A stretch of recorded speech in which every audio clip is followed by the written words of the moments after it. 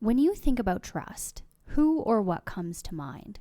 Is it a family member, a friend, or is it something bigger like a brand or a business or even government? Where and in whom we place our trust is important to the development and progress of our society.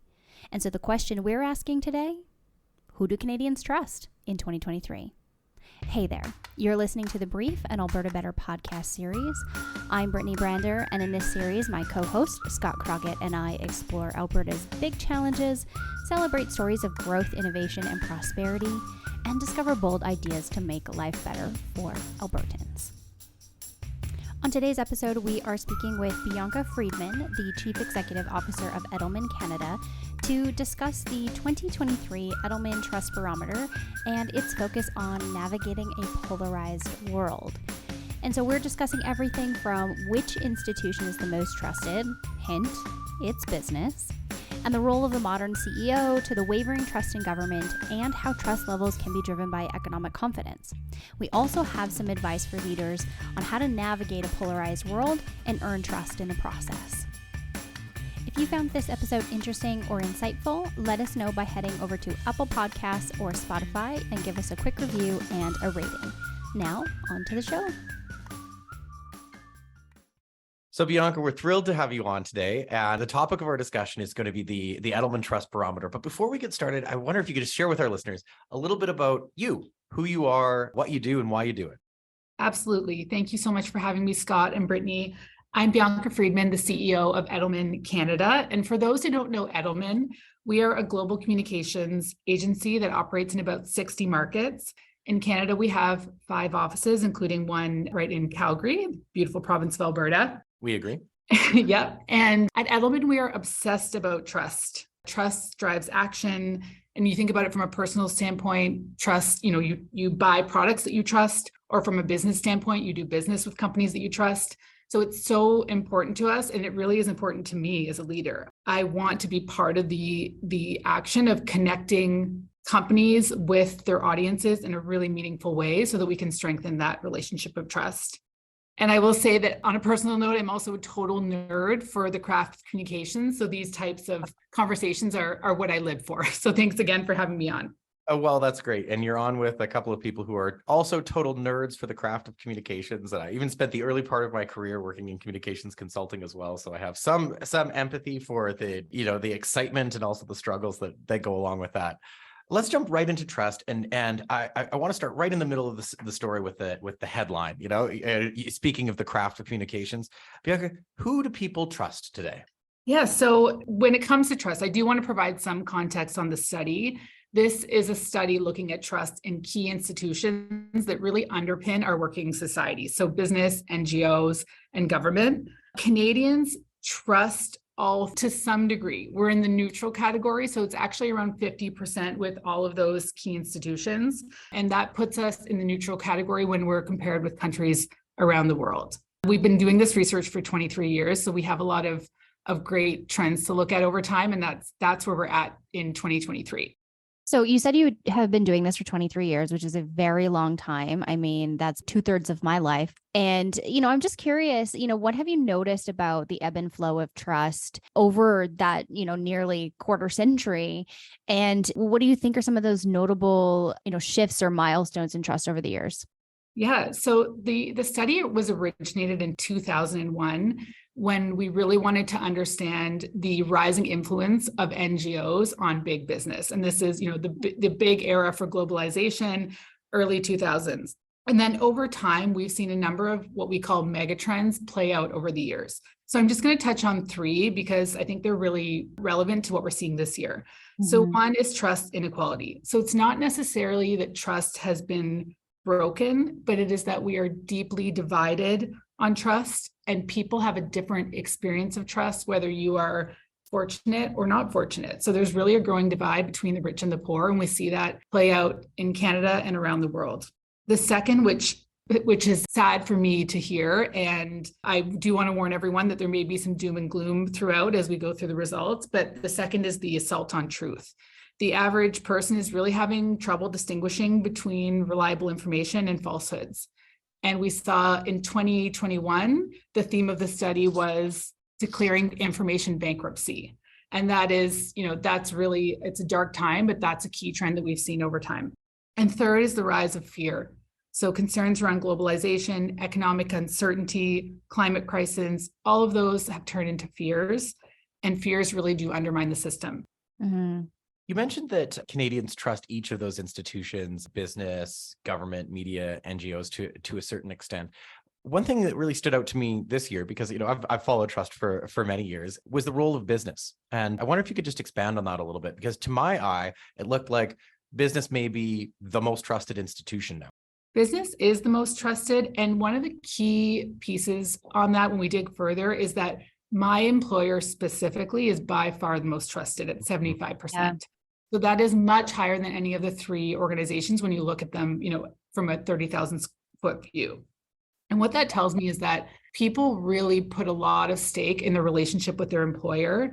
And we believe that the pandemic accelerated this because people were turning to their own companies for information about public safety, health. And then on top of that, from an external or reputational point of view, we were seeing real partnership between business and government. We were seeing business play a key role in bringing, for example, vaccines forward. And so trust in business really did rise during the pandemic, and actually trust in government rose as well during that time. We saw that really play out in Alberta as well, just to sort of validate that with some on the ground experience, because we do some regular research in Alberta and ask some similar questions. And we found that trust in business, measured in a variety of ways, just shot up during the pandemic, in part because of many of the things that you've mentioned, people sort of turning to their employers.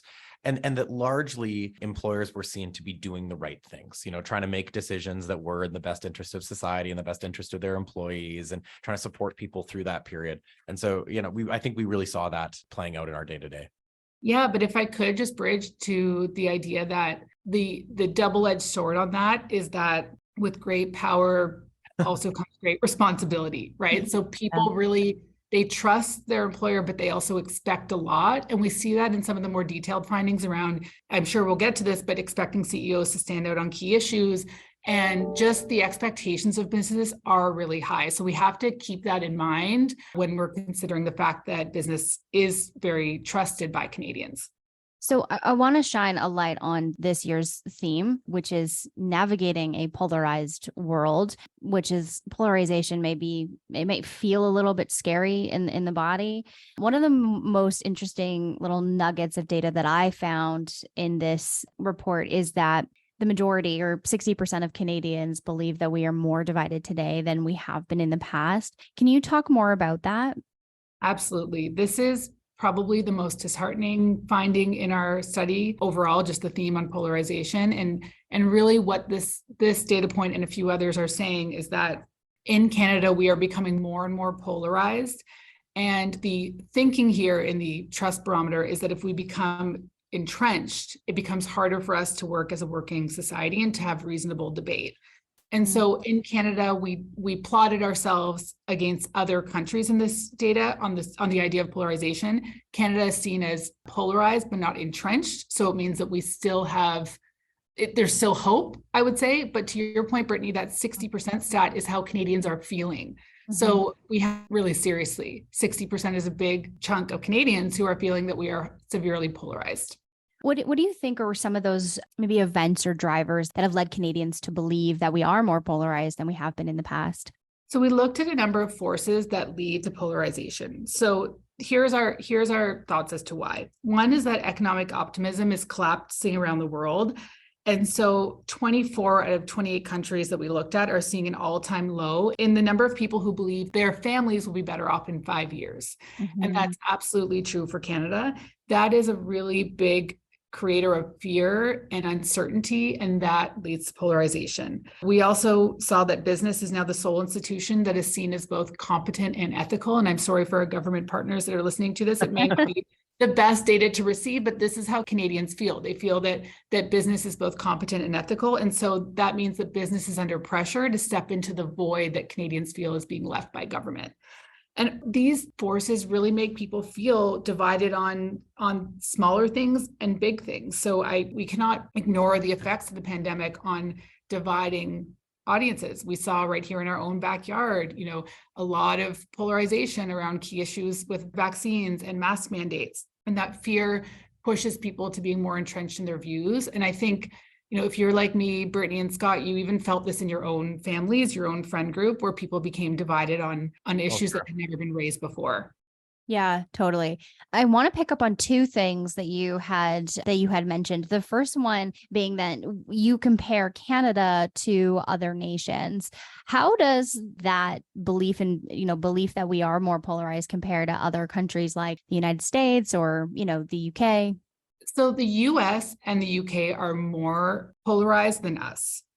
And so we are still seen as polarized again, but not entrenched, meaning that there is still hope for us to come back to be able to have reasonable debate around some of these key issues. And I think that when your listeners hear this, it'll feel obvious because we see the headlines from the US, for example, around the polarization on key societal issues in the media, et cetera. So it does make sense.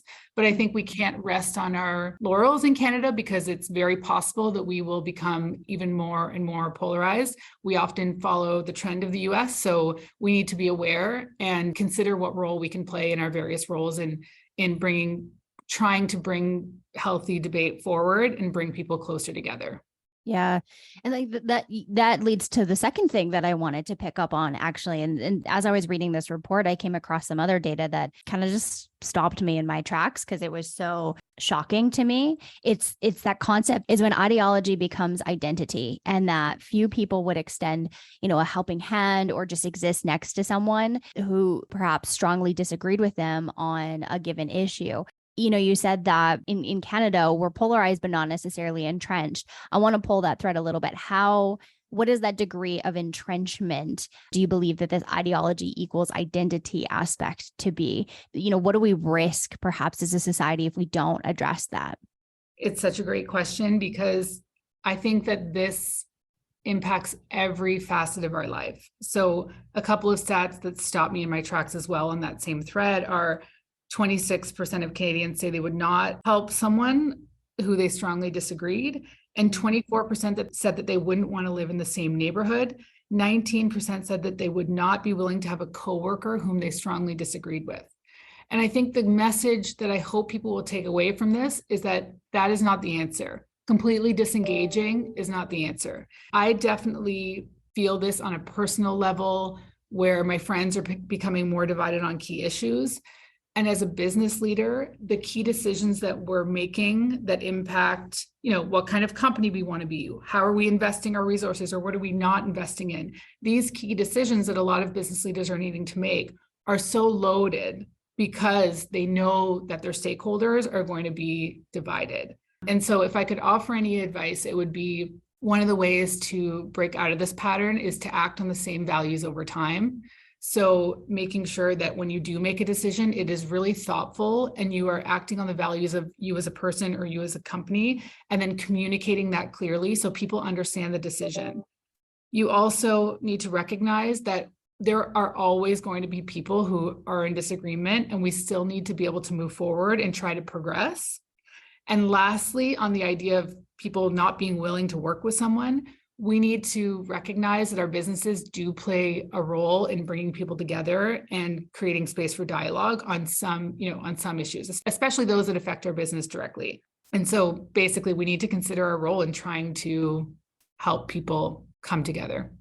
Bianca, as you were just saying that sort of 3 bits of advice, and, of course, this is what you do. So I was just thinking that's fantastic advice, actually. There's almost a little roadmap that you gave in there of, how did it maybe turn down the temperature on polarization a little bit, or at least guide a way through.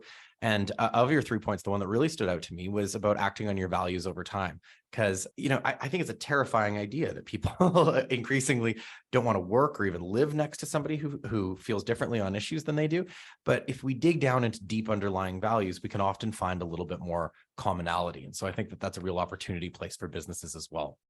Absolutely. And when I think about leaders who are doing this and who exemplify this, one leader that comes to mind is Jacinda Ardern from the former Prime Minister of New Zealand. And I'm sure many people, if it was 1995, would have a poster of her, in our office, because she just is the pinnacle of empathetic leadership. And she really shows that if you are clear in your communication, you act on the same values over time, you demonstrate empathy, but also you pick a path and you move forward, you can bring people along and build consensus. So I think she is one example of someone we can look to for the style of leadership that works when you are dealing with polarized stakeholders. Let's talk about one of the other depressing things that you've brought up, and you gave us the warning to begin with that might be one of the cases. Economic confidence has plummeted, and you said that that's one of the drivers of this polarization. Why do Canadians feel this way? Why are people worried that that this generation is not going to be better off than the last? And is this just a Canadian thing, or are you seeing this more broadly around the globe? Unfortunately, we are definitely seeing this on a global scale.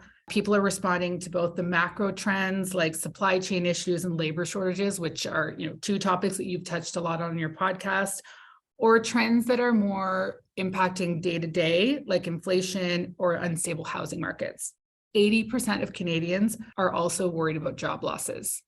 So the reality is people are really scared about their future. They don't know about the future of technology on their roles. They don't know about how the economy will affect the business that they work for or their individual family.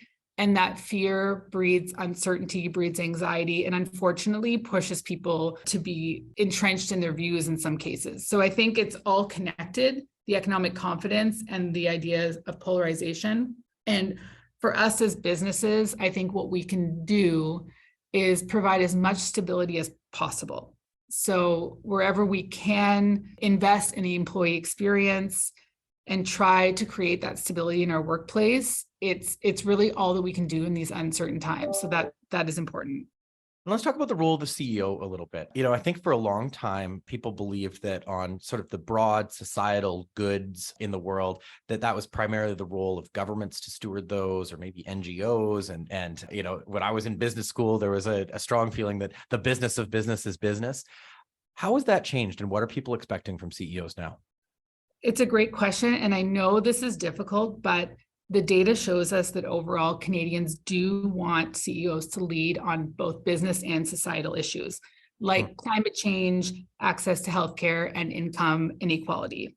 And so when I think about that, as a leader, but also as a consultant guiding our clients, I really love to see clients who are willing to really contribute to the community from the standpoint of their business. So for example, companies who are very much affected by climate change, those who are out in front of the issue and figuring out how they can produce more sustainably or actually be part of the progressive change. Another example is food security, clients who work in the agriculture space, who are out there actually talking about food system security. It's so important because they're giving back to the community, but they're also instilling confidence in the markets and in Canadians.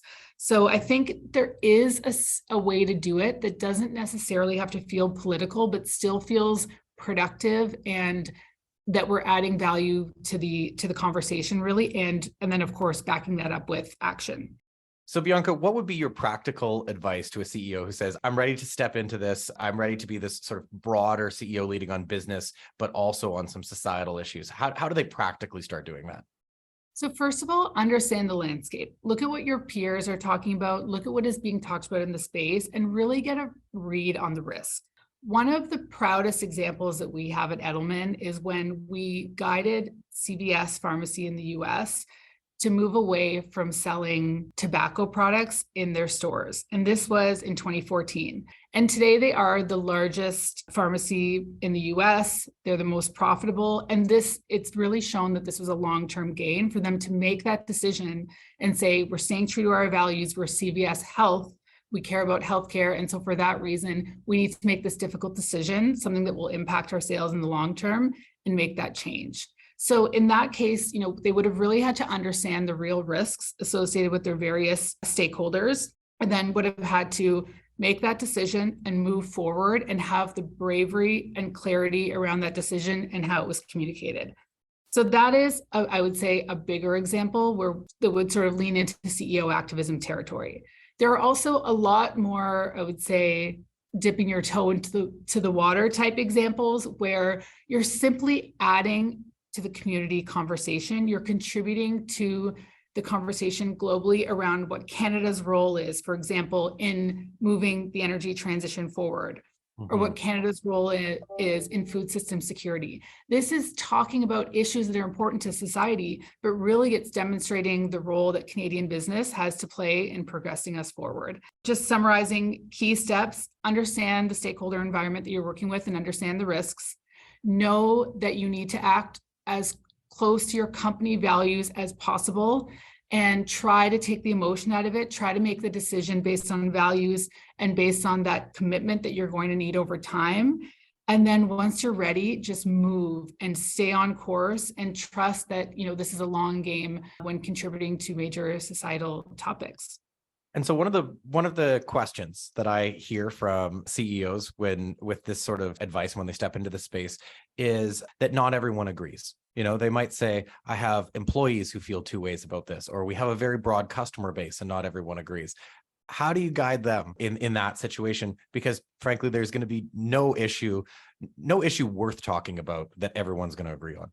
Exactly. And I think that is, you just summarized one of the great challenges of our time from a leadership standpoint, is we need to be able to make decisions and bring people along as much as possible, build consensus as much as possible. But we also need to recognize that it is unlikely we will have everyone in alignment with us. And so that's why, having the framework in place and thinking about your core values and how these decisions are made are going to be able to guide you through that difficult messiness. One thing that I wanted to pick up back on is you mentioned at the very beginning that there was this collaboration that happened between government and business, and just we saw a lot of benefit from that. So I wanted to just dive just a little bit deeper into that. What opportunities do you see for governments and business in the future to work together to solve some of these big social, societal challenges? And would you have any advice for both businesses and governments to kind of create that collaborative relationship? All I want to say on this topic, Brittany, is that Canadians definitely feel that neither government nor business can do it alone.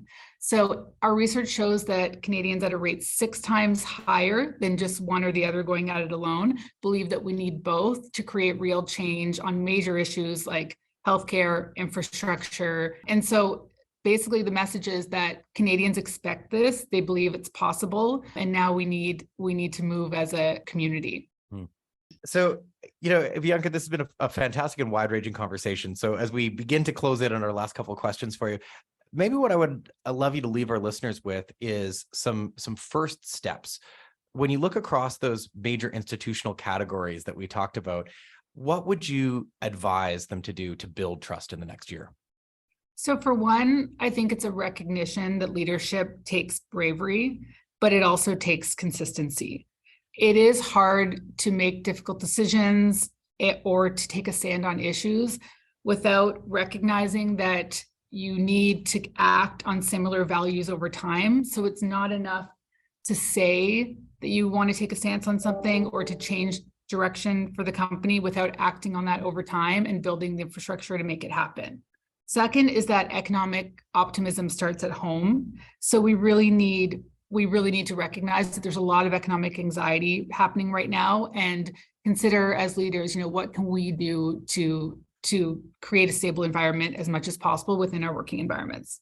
And third is that business has an essential role to play in the information ecosystem. So it's critically important right now that any information that comes out from a company is reliable, it is backed by science, it is factual. And going a step further, we would love to see businesses sort of hold false information sources more accountable.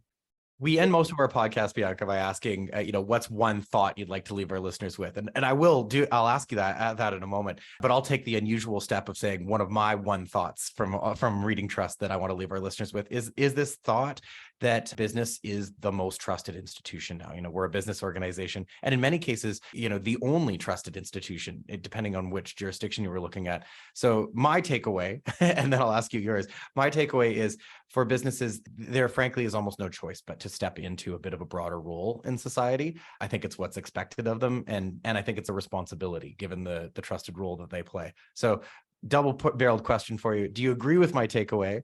And what's your parting thought you'd love to leave with our listeners? Scott, I absolutely agree with your takeaway, 100%. And so maybe just to build on that, when we think about the expression of how we communicate between business and our various audiences, I will build on an optimistic thought by saying that, and I'm going to pull this from our Global Chief Creative Officer, Judy John, who just wrote a beautiful piece in Ad Age about creativity in the darkest times. And she reminded us that creativity can change outcomes, it can change minds, it can impact societies, it can impact nations. It loves solving problems, which sometimes creates other problems, which it happily solves. Creativity sees the potential in everything. It is always optimistic in the darkest times. And I think that I want to leave to build on your thought with that, for businesses to believe that it is possible not only to move forward and consider their broader role in society, but also to do that in a way that is optimistic, that connects with people on a human level, no matter what line of business that you're in. Well, that is a very hopeful note to leave this conversation. Thank you so much, Bianca, for joining us to talk about this. We really appreciate your time and insights. Of course. Thank you so much for having me on. Well, thank you for joining us for this episode of The Brief, an Alberta Better podcast series. This podcast is a production of the Business Council of Alberta. You can learn more about us at businesscouncilab.com, and we'd love to connect with you on social media. So give us a follow at BizCouncilAB on Twitter, LinkedIn, TikTok, and YouTube. And finally, don't forget to subscribe and rate the show and give us a quick review. Your support helps us to keep making more of these episodes. Alberta Better is available on Apple Podcasts, Spotify, or wherever else you get your podcasts. New episodes drop every other Tuesday. Thanks for listening, and we will see you next time.